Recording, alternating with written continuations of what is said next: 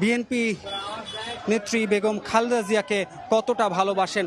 আমরা তাদেরকে প্রশ্ন করেছিলাম এই তীব্র দাবদাহ মাথায় রেখে কেন তারা এখানে এসেছেন। তারা কিন্তু বলেছেন তীব্র দাবদাহ হোক, প্রচণ্ড গরম হোক, তবুও বেগম খালেদা জিয়াকে একটিবার দেখার জন্য তারা মূলত এখানে উপস্থিত হয়েছেন।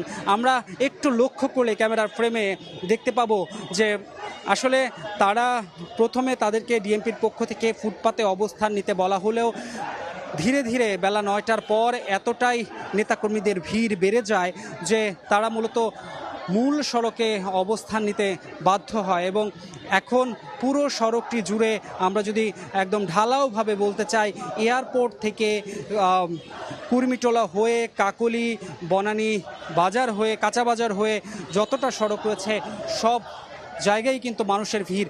এমনকি বেগম খালেদা জিয়ার গুলশানের বাসা ফিরোজার সামনেও নেতাকর্মীরা কিন্তু ভিড় করে আছেন এবং প্রত্যেকটি জায়গায় আমরা লক্ষ্য করছি প্রত্যেকটা ফুট ওভার ব্রিজের উপর মানুষজন দাঁড়িয়ে আছেন বেগম খালেদা জিয়ার গাড়ি বহরটিকে একটি নজর একটিবার দেখার জন্য।